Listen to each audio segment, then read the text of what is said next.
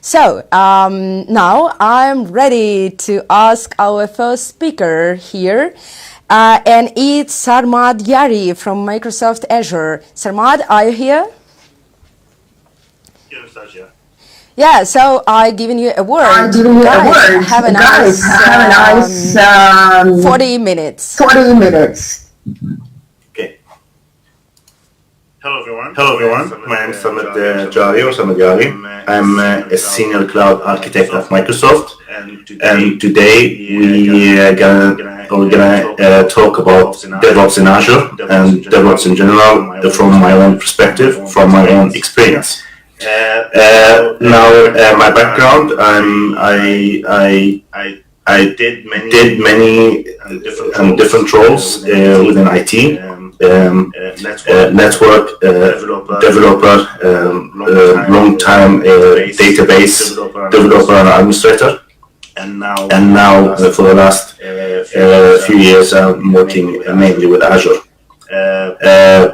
And through these years, I've been in different projects, interacting with different kind of people, and I thought today to share what's my intake or what's my experience working with different kind of organizations and different sizes. So as you see, probably my slide right now, it's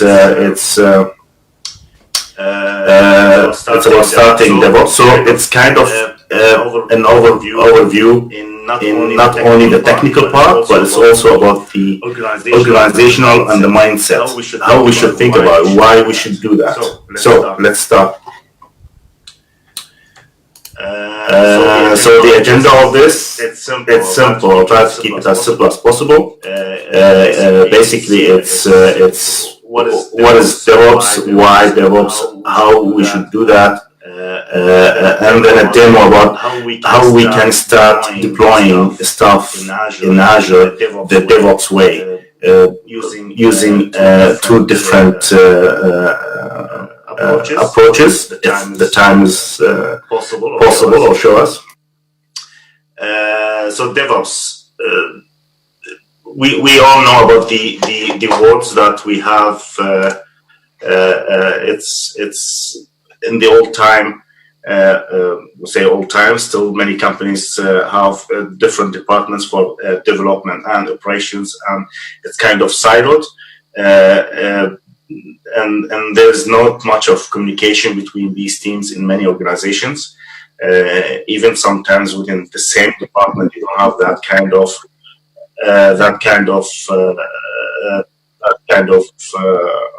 interaction. So now we have the possibility with DevOps, not only having it as a cool word, but it's more like as a team, united. They work together, they communicate, they understand each other. You don't need to do others' work, but you have to understand each other's and have a common goal. So it's an adoption by adopting a DevOps culture, along with DevOps practicing and tools. Teams gain the ability to better respond to customers' need, increase confidence in the applications they are building, and achieve business goals faster. So that's the main thing about DevOps. So that's defined by Microsoft. DevOps is the union of people, process, and products to enable continuous delivery of value to our end users. Now, the essential DevOps practice include agile planning, continuous integration, continuous delivery, and monitoring of application. Of course, there's other aspects, other things that we need to look at. It's like goes around and within these practices, but these are the essential one. So what are the benefits? Why we are using DevOps? Like, what's in it for us?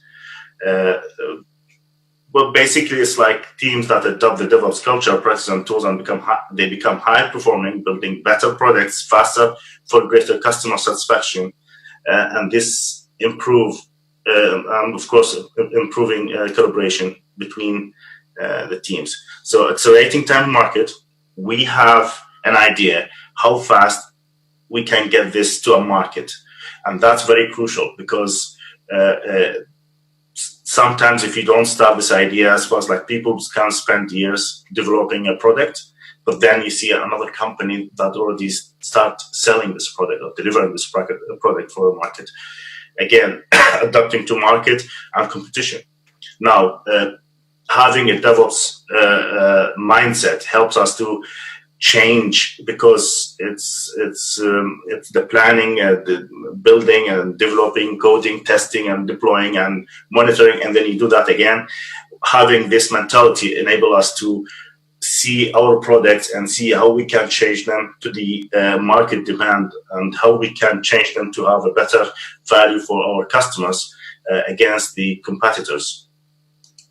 Of course, maintaining system stability and reliability. When we have all these teams working together, then you have the what we call continuous monitoring of the product, and then we can achieve better. Like we find a bug, we can in the next iteration of the development, then we can fix that, and we keep monitoring and we keep fixing and we keep changing all the time. So it's in a way giving us better stability, in the same time the agility and the change for the market. Improving the mean time to recovery. Like when you have this system, everything is like a code. You have your application and you have infrastructure as a code, then it's easy to recover. You can, if you have an issue in one data center, then you can run your code and rebuild everything fast in another data center to recover, or to match the demand of the product. Like if you have maybe your application or your infrastructure is designed for 100 client, then suddenly they become 1,000. How you can scale this up and down? So that's very important to have it. Now, to be able to do that, you need to have you have to think a little bit. Like you have to have this. You have to understand why and how we do that, and all this stuff. Like you have to understand your first current situation. What kind of operations you're running right now? What's your security procedures? What kind of pain you have? And these things are always important to have in mind when you're working with DevOps, because you're supposed to solve these issues with the DevOps. It's not only to have something very cool and very fast and all the fancy stuff what we see usually, but it's more in the organizational level. Also understand what's the what kind of outcome I want from adopting this kind of work or this kind of process.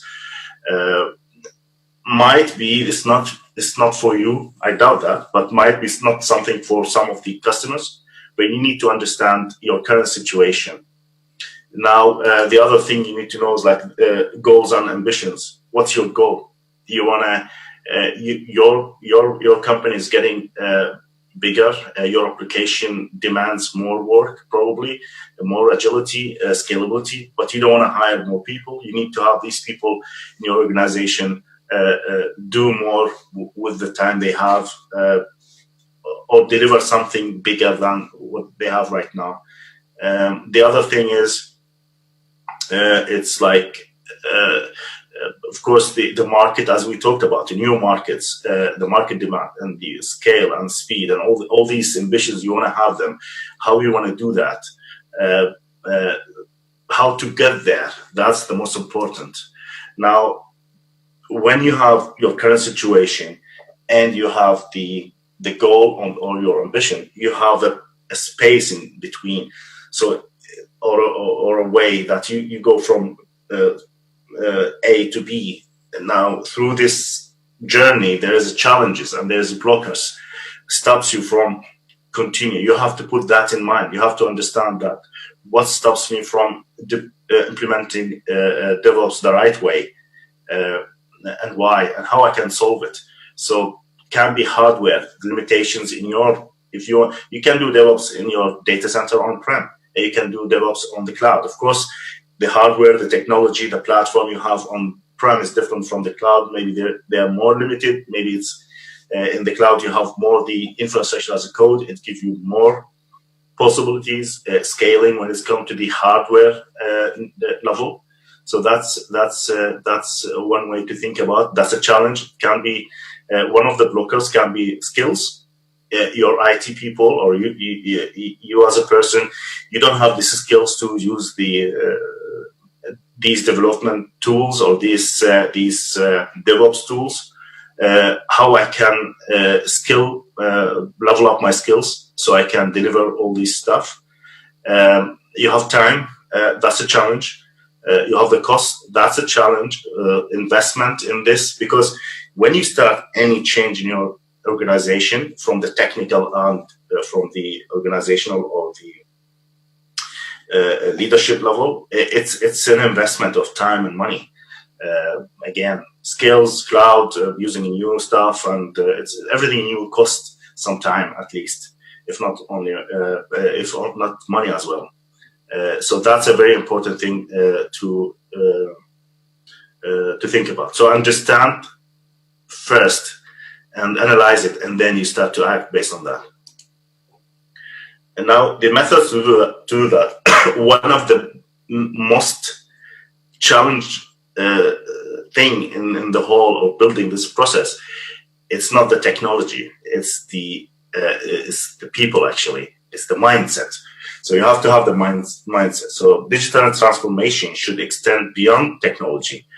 It's a long-term effort to make your business modern, empower your people, and build the team.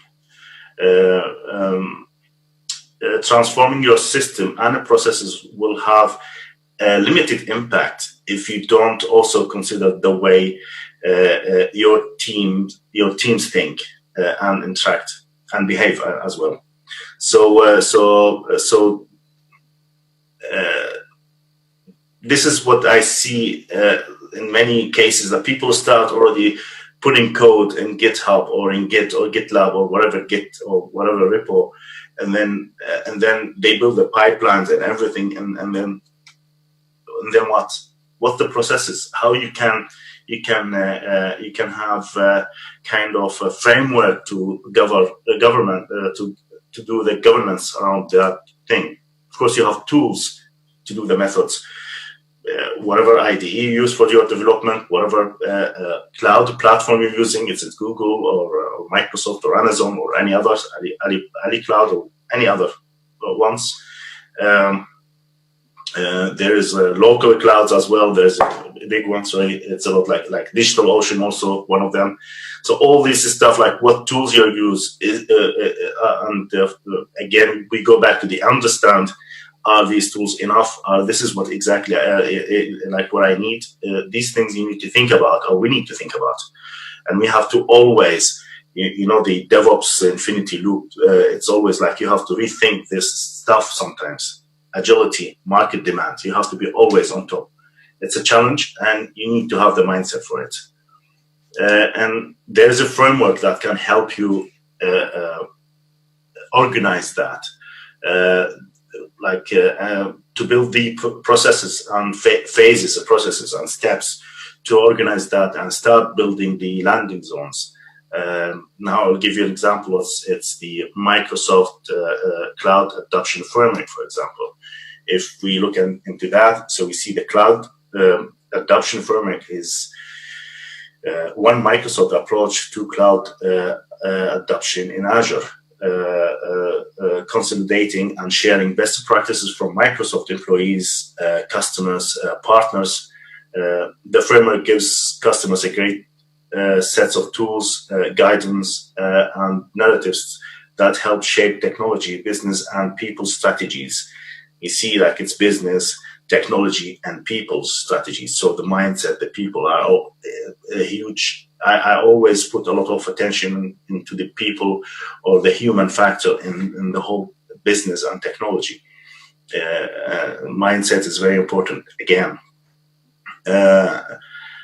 So the whole reason behind that is to driving desired business outcomes during their adoption effort, of course. So there's phases. There's the defined strategies. You have to understand the motivation, business outcomes, business justification, and prioritize projects. You have the plan, digital state, initial organizational alignment. Like when you understand, you start to plan what kind of the organization alignments. Like you start to have from organizational level. You have the skills, readiness, cloud adoption plan. And then you have ready. Azure setup guide, first landing zones, expand the landing zone, best practices. How do I build this landing zone? The next round, how I can improve that, how I can make it better, more secured. These are extremely important. Now, there's when you adopt, it's like what kind of adoption you want to go. Which path is it? Like the migrate, where you migrate your VMs or database or whatever workload you have on-prem to the cloud or to Azure in this case. How we can improve that process when you do every time we do that. Now, when you do the innovation, you're building from scratch your application, greenfield. So how I can do that the best way, what kind of applications I can or services in Azure I will use, how I can basically how to say that, it's like, yeah, like the process, like the code for that and everything from both the infrastructure as a code side and from your application code side. Sorry. And you can see down there the governance and manage, it's there the whole way. So governance, there's an indication here for something very important, that we need to have the governance. We have to understand who has access to what, how we can secure that. Either we keep more for the people who's working for our resources, or we get less access, all these things for the resources within the teams who will have the responsibility to do what. All these stuff are important to have in place. Governance governing the whole process goes not only for the technology, not only for the security, it's also for the costs, and that's very important to have in mind. You don't want to go very wild in the cloud, because in the cloud, after you invest in skills, you invest in the tools, and you invest in your time and mindset. There isn't much of an investment in the cloud in Azure, for example. So you don't need to buy a server, like let's say for, I don't know how much, thousands of euros, or in our case, millions of kronas. So in cloud, you pay for what you use, and you can start small and then you go big. You can scale it up and scale it out. It's based on your need, based on your business, and you pay for what you use, basically. So that's the CAF, as many call it, and it's the Microsoft Cloud Adoption Framework. It's really interesting to read. It's really an eye-opening information. And sorry, when we talked about the DevOps, or the whole process of DevOps. So DevOps isn't just about development and operation teams. They sit together, and if you want to take the full advantage of the agility and responsive of the DevOps approach, IT security must be integrated and play a huge role into it. Why? Basically, in the past, the role of security was isolated to a specific team, and sometimes this team sitting in the middle between the dev and the ops, and now we need to be more agile. We need to have the security integrated. So there you have the DevOps, and now you have something called DevSecOps, and the security comes and play along with these guys. So what do we mean by that? Well, we also the infinity loop of the DevOps, and it's presenting kind of the things that we do. This is the plan, code, build, test, release, deploy, operate, monitor, and then you do that again based on the outcome of the business, based on the demands. the market, how we can optimize that, what we need to change for the what we need to change so we can do better. So this stuff like comes in a loop. Then when you think about security, okay, where's security? Where should I put the security?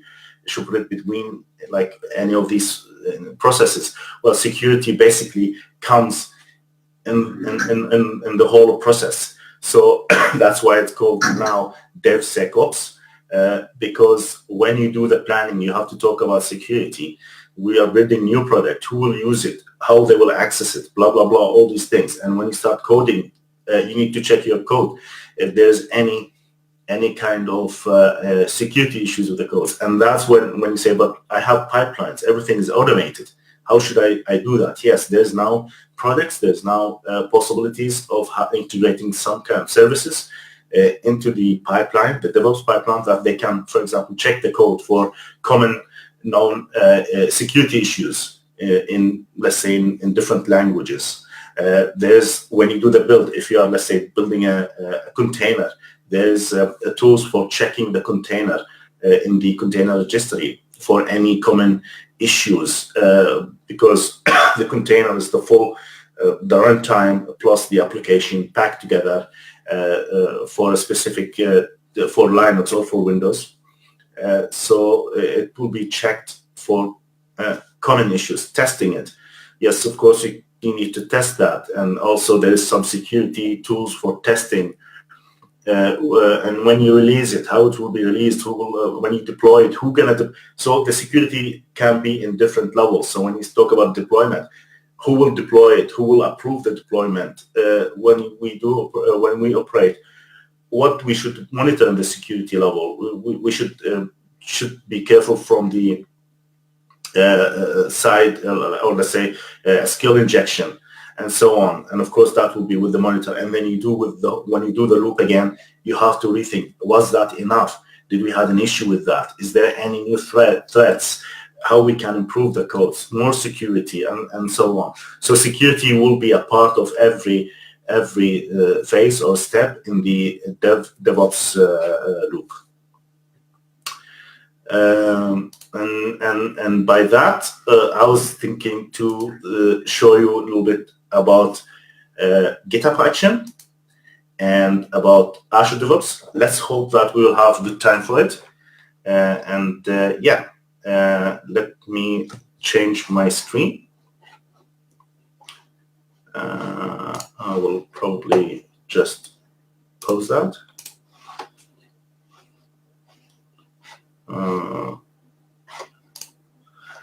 So I'm in a folder. It's very simple. I'm in a folder called projects. It's part of my home directory. I will. You have to have some tools to do. Like, of course, and I will demonstrate the .NET application. Simple one, very simple one. So it's. Let me make a directory first. I take this one away. It's very. Yeah. So maybe let me call it hello world. Basically, it's empty, right? So what I'll do, like .NET new web.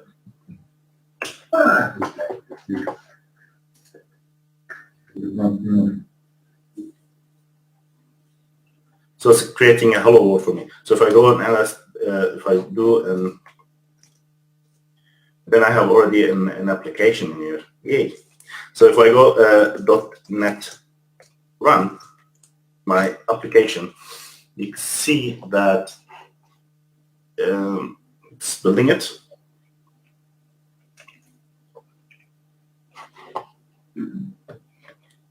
And it's already running in here. So I take this URL and I go in here. There you go, Hello World. We have an application called Hello World. It's a simple one. It's a very easy to do. And now what I want to do, now what I do, create a Git repo for it.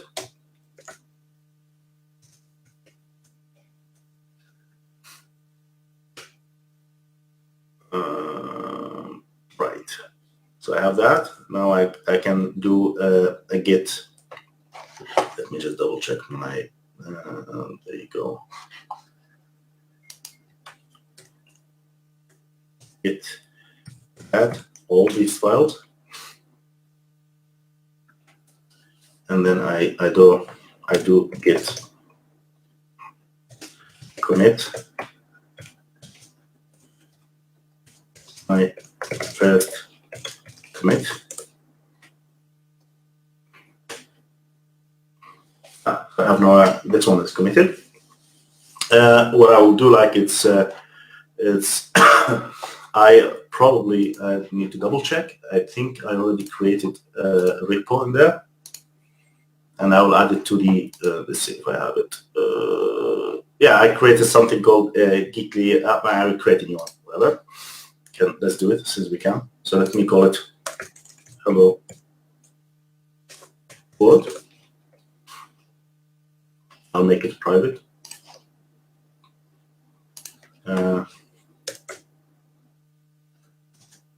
It's fun. Okay, so we'll create the repo. And in GitHub is directly, you get like, okay, you want to create the README, you can push an existing code already. So it's already giving me all these possibilities. So what I will do is, it's basically git remote add urgent. So I'll just copy this one in here. And I say, okay, let me do this. And then I do need to authorize maybe.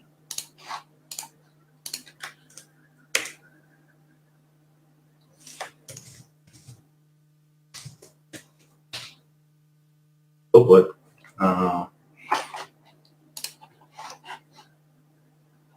I have everything random. Give me a sec.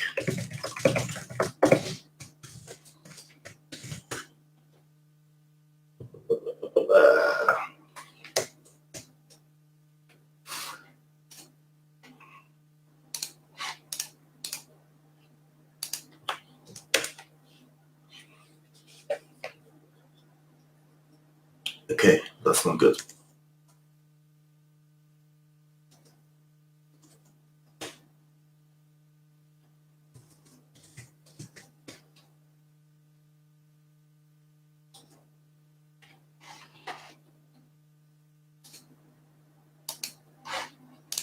Probably not. Yeah.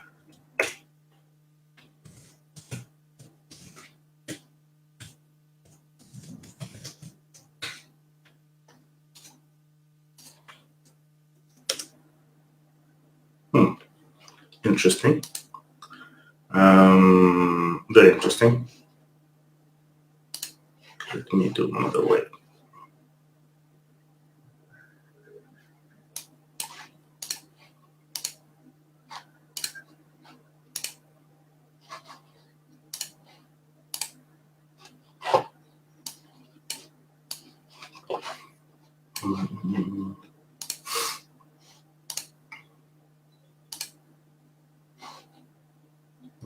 Let me just do something here fast. I apologize for this glitch.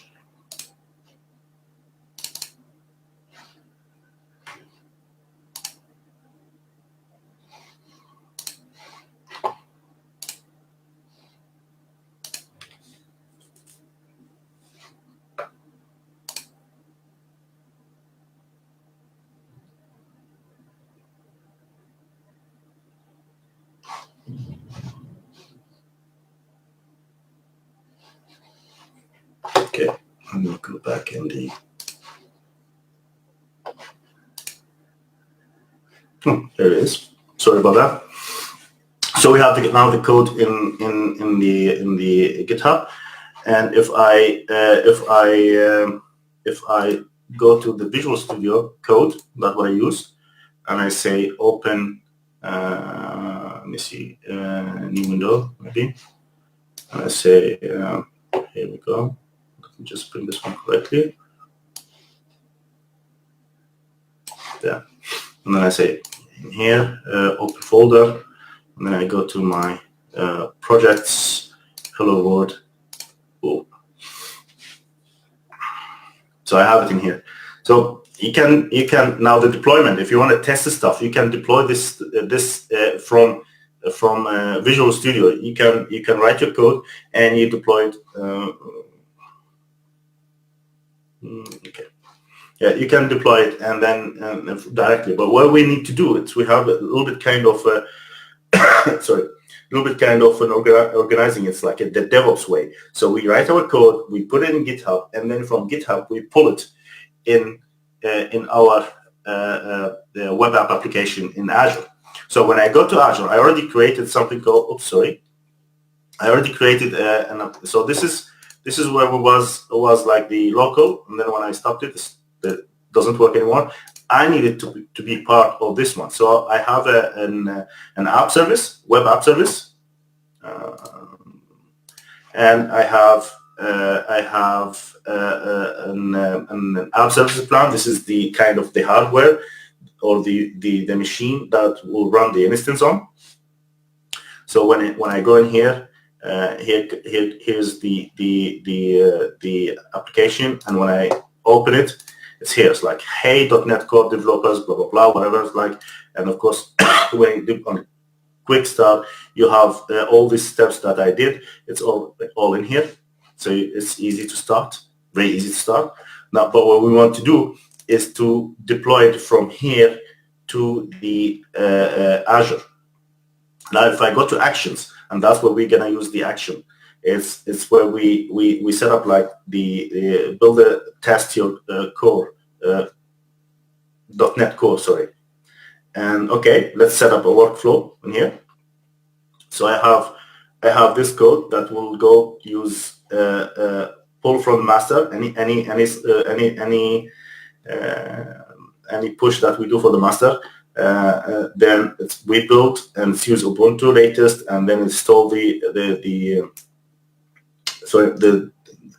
.NET, and then we dependencies, and then we run like test, restore, blah blah blah, all the stuff.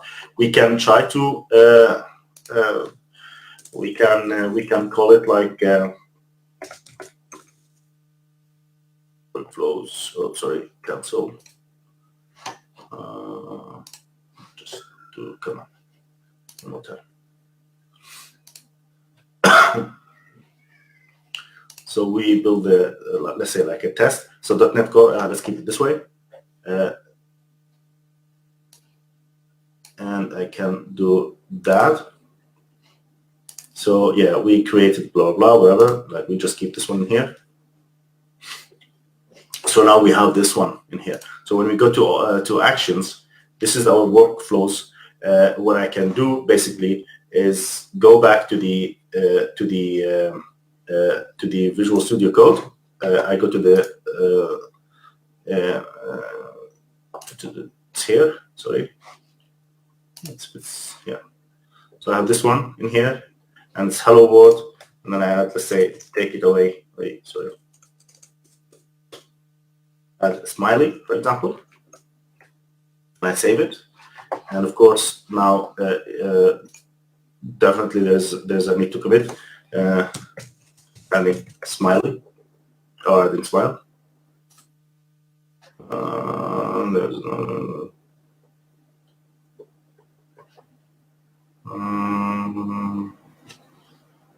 hello. So we go. We have the commit now. We can try to push. So this is another way to do it. It's within within Visual Studio Code for our project Hello World. And we go in here. If we go to the code, there we see it's created, and then we should see this one adding the smiley.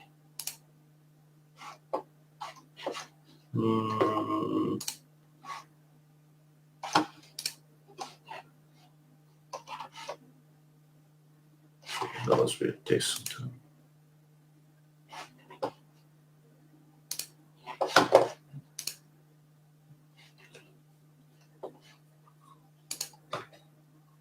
That's because of the fetching.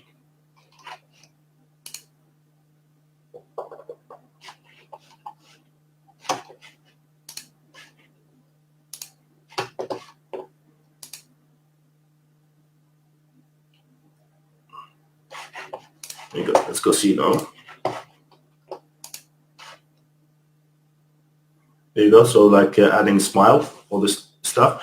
Now if we go into the actions, so here's like you creating, it's checking, like when we did, it went okay. Now it's merge branch, blah, blah, blah. So we see if this is all okay. It's building, because now when any change happened to the repo, it's run this action. So the first thing when we changed the YAML file, or we created the YAML file, it did run and it did build, and it's all okay. Now, sorry, when we did now push the change for the code, now it's also doing it again.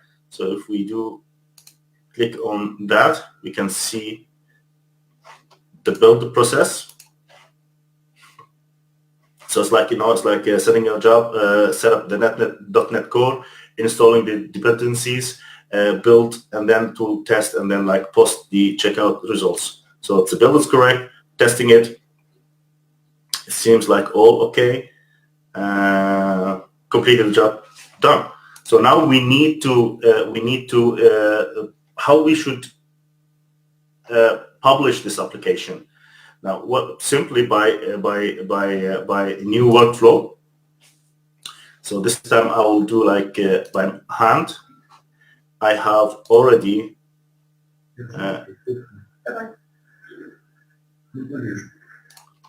one here, which is I will copy and I will explain it to you.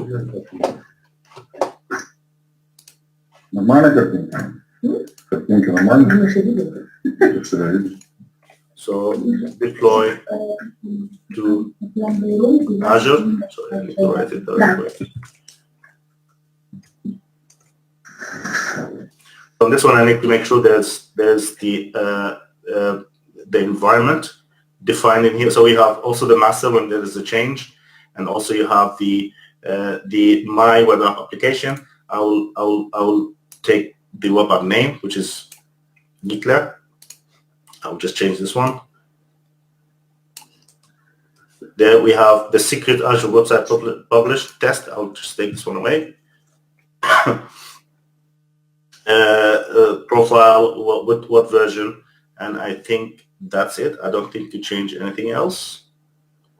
Give me a sec. Yeah, that's it. So there's an important thing to do. So you say like all the authorization to the I can go into Hello World, open it in new, and I go in here. We have something called Get Published Profile. So when I'm gonna download this one, I'm gonna open.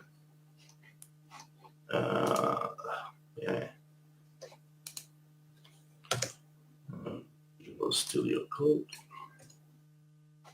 There. So that's the published profile. I'll keep it for now. So I created here a Hello World. I go to settings for this, and then I go into secrets. I need to create a new secret.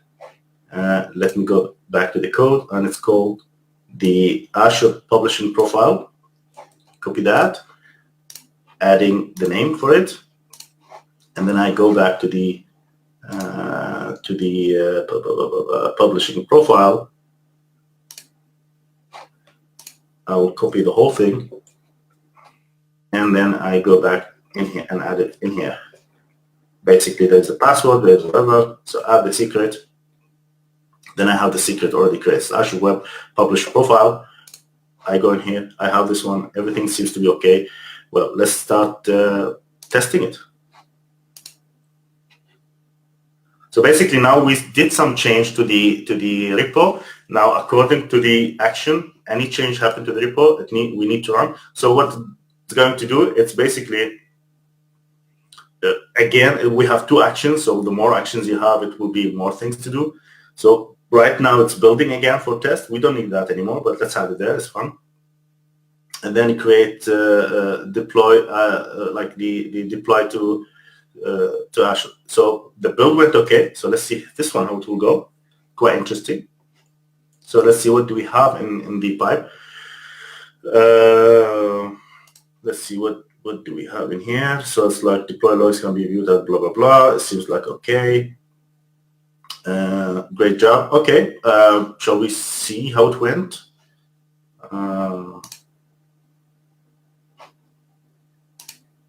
There you go, with a smile. So we have now our application published. Now think about it. Now every time you write a code, of course, don't do it on master. That's not destroy the whole security thing. But then you can have a pipeline you don't commit to master, you commit to a branch, and then when someone do a pull from that branch to the master, someone need to approve it and check it and all this stuff. So this is the simple way to do it. Now, how we should. Now, what about Azure DevOps? Not sure how much time we have more. Someone can just double check with me. It's simply to do it even fast. You go to Azure portal, DevOps project. So that's if you want to start. So I want to start with creating simply.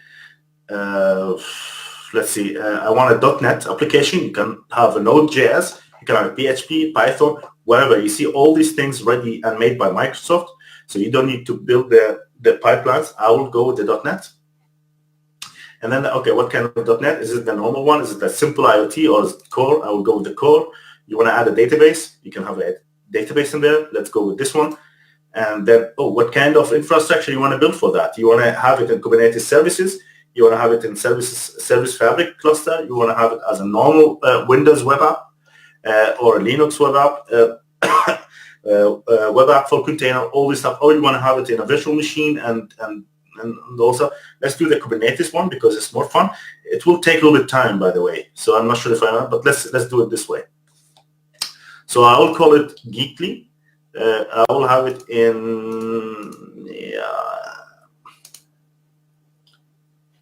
no, I will have it in my just a little bit in my subscription.